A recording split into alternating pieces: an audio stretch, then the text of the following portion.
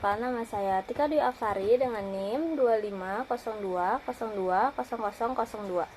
Jadi, saya akan membahas fungsi logika if. Fungsi logika dalam rumus sering dikenal sebagai rumus if, yang artinya jika. Fungsi if banyak berperan dalam skenario untuk menyelesaikan berbagai masalah. Fungsi ini mempunyai bentuk umum, yaitu dengan if logical test, value if true, value if false. Jadi, tanda pemisah antara logical test, value if true, dan value if false yaitu bisa titik koma atau koma. Itu tergantung format laptop masing-masing. Jadi, untuk logical test yaitu syarat pernyataan atau kriteria. Lalu value if true itu nilai jika syarat pernyataan atau kriteria benar. Lalu value if false itu nilai jika syarat pernyataan atau kriteria salah. Artinya, apabila ekspresi logika benar, maka perintah pada value if true yang akan dilaksanakan. Tapi apabila ekspresi logika salah, maka perintah pada value if false yang akan dilaksanakan. Fungsi logika biasanya menggunakan bantuan operator relasi atau operator pembanding yang ditempatkan pada pernyataan logika. Operator relasi ini antara lain sama dengan, lebih kecil dari, lebih besar dari, lebih kecil atau sama dengan, lebih besar atau sama dengan, dan yang terakhir ada tidak sama dengan. Ada dua bentuk fungsi if, yaitu fungsi if tunggal dan fungsi if majemuk atau bertingkat. Yang pertama, ada fungsi if tunggal. Fungsi if tunggal adalah fungsi if yang sangat sederhana, yang hanya menggunakan satu kali if dalam rumus, karena hanya menggunakan dua kriteria. Pada tabel ini, yang harus dilengkapi adalah kolom keterangan, di mana untuk mengisinya kita membutuhkan dua kriteria, yaitu jika tinggi badan lebih dari 160 maka lolos, dan jika tinggi badan kurang dari 160 maka gagal. Jadi, langkah-langkah untuk mengisi kolom keterangan yaitu letakkan kursor pada sel D5, lalu masukkan rumus sama dengan if kurung buka, logical testnya yaitu tinggi badan atau C5. Lalu karena tinggi badannya lebih dari 160, maka kita menggunakan lebih besar dari 160, titik koma, value if true-nya itu lolos, isikan tanda petik 2 karena ini merupakan kata bukan angka. Lalu titik koma, value if false-nya yaitu gagal. Lalu kurung tutup. Lalu klik enter. Lalu tarik rumusnya ini sampai ke sel D12. Arti dari rumus ini yaitu jika sel C5 lebih besar dari sama dengan 160, maka lolos. Jika tidak atau selain itu gagal. Lalu yang kedua ada fungsi if majemuk. Fungsi if majemuk adalah rumus if yang di dalam rumusnya digunakan lebih dari satu kali if, karena pernyataan yang dimasukkan ke dalam rumus lebih dari satu pernyataan. Pada tabel ini yang harus dilengkapi adalah kolom predikat. Untuk mengisinya kita membutuhkan beberapa kriteria, yaitu jika nilainya 90-100 mendapat predikat mahir, jika nilainya 80-89 mendapatkan predikat terampil, jika nilainya 70-79 mendapatkan predikat cukup terampil, dan jika nilainya 0-69 mendapat predikat tidak lulus.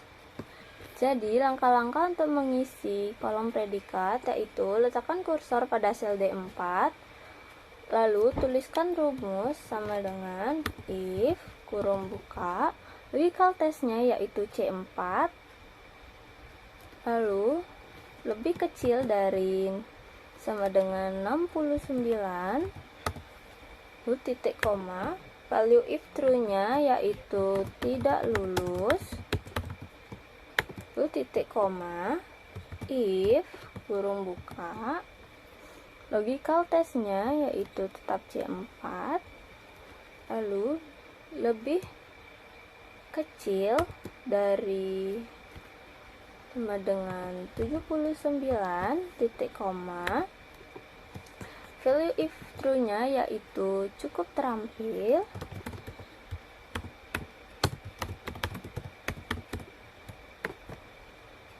lalu titik koma, if kurung buka, logical test-nya tetap C4, lalu lebih kecil dari 89,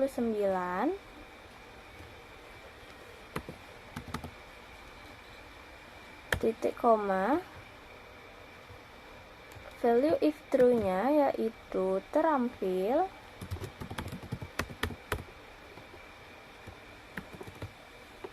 titik koma, karena kriterianya tinggal lagi satu, jadi kita tinggal menambahkan value if false-nya yaitu mahir. Lalu kurung tutupnya ada 3 kali karena kita menggunakan 3 kali rumus if. Lalu tekan enter.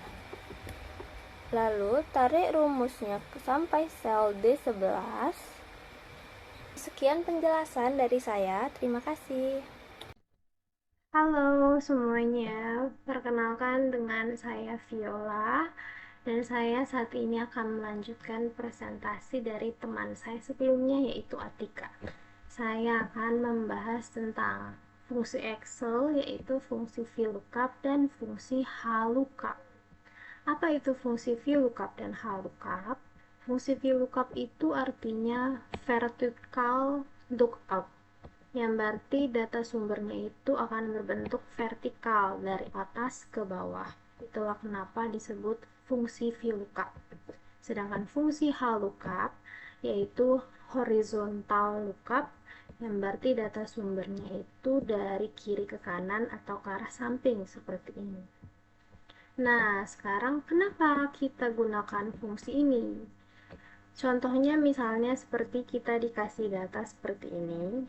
Kalau kita isi satu persatu, misalnya nama Aditya, jenjang SD, biaya pendaftaran, di sini kalau dari data sumbernya yang kita miliki yang bentuknya VLOOKUP itu jenjang SD 150.000. Kalau kita isi satu persatu akan memakan waktu yang lama.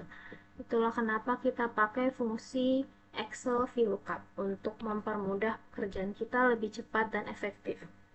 Nah, sekarang gimana cara menggunakannya? Caranya seperti ini. Kita mau cari biaya pendaftaran.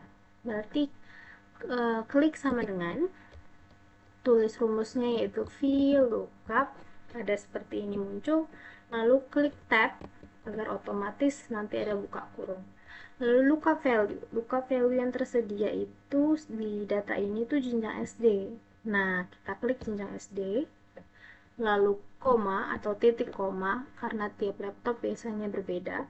Kalau laptop saya koma, lalu table array. Table array itu artinya data sumber. Data sumber yang ada ini kita blok, lalu jangan lupa di F4 atau fungsi F4. Kalau udah F4 ada tanda dolar seperti ini. Oke, udah.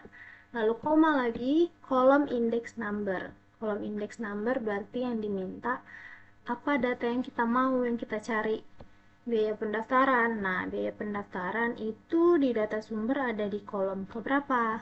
Kalau ini namanya kolom 1, ini kolom 2, kolom 3, dan kolom 4. Biaya pendaftaran ada di kolom 2, berarti kita klik angka 2, 0, tutup kurung, jangan lupa enter. Hasilnya 150.000. Benar ya, jenjang SD 150.000. Selanjutnya, agar tak perlu menulis rumusnya satu persatu, kita cari angka plus yang hitam seperti ini, kita tarik ke bawah. Oke, otomatis terisi. Selanjutnya di hari lomba, rumusnya sama, kita sama dengan VLOOKUP, klik tab, buka kurung, lookup value yang diminta itu kita pakai data yang sama, jenjang jenjang SD, koma, table array kita data sumber di blok, jangan lupa di F4 atau fungsi F4, koma, kolom index number, data yang kita cari di mana, ada di kolom berapa, ada di kolom ketiga ya, yang ini, klik 3,0, tutup kurung, enter. Di hari Senin, Aditya SD di hari Senin ya, hari lombanya, tepat. Lanjut kita bikin plus tambah, tarik ke bawah, otomatis terisi semuanya dengan rumus yang udah kita buat sebelumnya.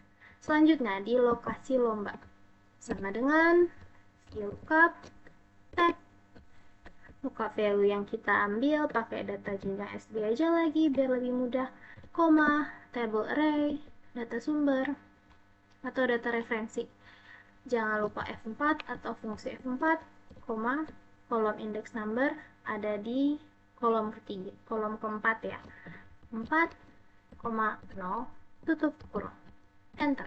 Oke, lokasi lomba jenjang SD ada di taman, tepat.